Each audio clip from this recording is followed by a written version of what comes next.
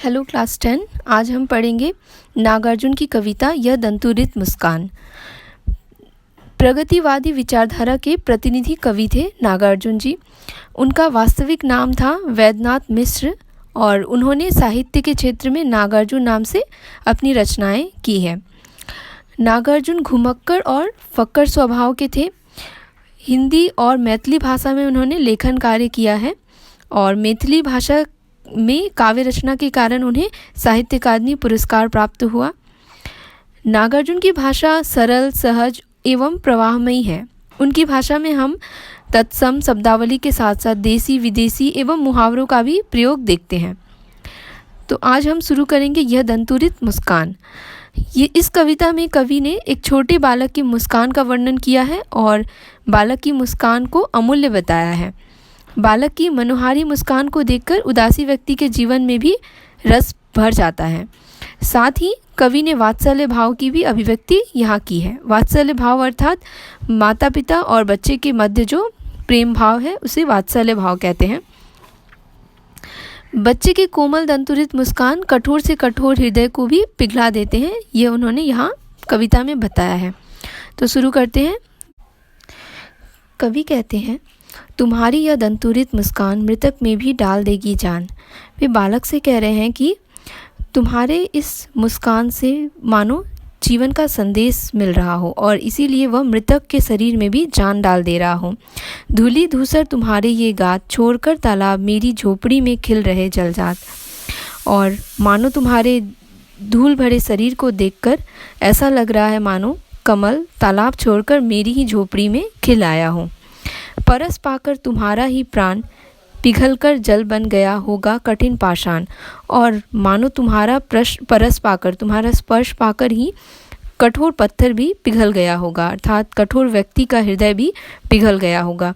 छू गया तुमसे कि झड़ने लगे पड़े से फालिका के फूल, बांस था कि बबूल। और तुम्हारा ही स्पर्श पाकर बांस और बबूल के पेड़ से भी सेफालिका के फूल झड़ने लगे होंगे, अर्थात कठोर हृदय वाला भी सहृदय बन गया होगा। तुम मुझे पाए ना पहचान, देखते ही रहोगे अनिमेष। कवि कह रहे हैं कि बच्चा उसे पहचान नहीं पाया है और इसीलिए वह अनिमेष अर्थात बिना पलक झपकाए उसे लगातार देख रहा है। थक गए हो आँख लूँ मैं फेर, और शायद तुम अनिमेष देखने के कारण मुझे थक गए होंगे, इसीलिए मैं तुम्हारी तरफ से अपने आँख फेर लेता हूँ ताकि तुम अपनी पलकें झपका सको। क्या हुआ यदि हो सके परिचित न पहली बार। और कवि कहते हैं कि पहली बार जब बच्चे से मिलते हैं तो बच्चा परिचित नहीं हो पाता है, तो इसमें कोई भी हर्ज नहीं है। यदि तुम्हारी माँ न माध्यम बनी होती आज, मैं न सकता देख, मैं न पाता जान तुम्हारी यह दंतुरित मुस्कान। और वे कहते हैं कि यदि तुम्हारी माँ हमारे बीच माध्यम नहीं बनी होती तो मैं यह देख नहीं पाता, यह जान नहीं पाता तुम्हारी दंतुरित मुस्कान में कितना जीवन का संदेश है, कितनी वह मनमोहक है, इसे वह जान ही नहीं पाता। धन्य तुम माँ भी तुम्हारी धन्य, चिर प्रवासी मैं इतर मैं अन्य।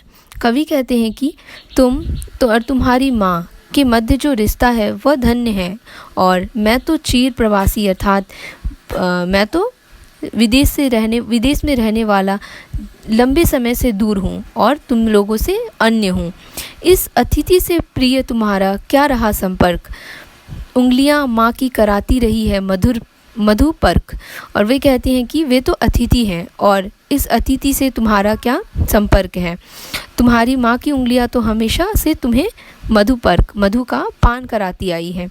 देखते तुम इधर कनखी मार और होती जबकि आंखें चार, तब तुम्हारी दंतुरित मुस्कान मुझे लगती बड़ी ही छविमान। और वो कहते हैं कि तुम कनखियों से मुझे देखते और आंखें जब मिल जाती हम दोनों की तो तुम वही दंतुरित मुस्कान फिर बिखेर देते और फिर वही बहुत प्यारा लगता, वही मुझे सुंदर लगता। छविमान का अर्थ है सुंदर। तो यहाँ पे कवि ने अब बच्चे की दंतुरित मुस्कान को दर्शाया है और यहाँ उसकी मनमोहकता का वर्णन किया है। तो इसका भावार्थ यहाँ समाप्त होता है और इस कविता का भावार्थ अपनी कॉपी में आप लोगों को लिखना है। धन्यवाद।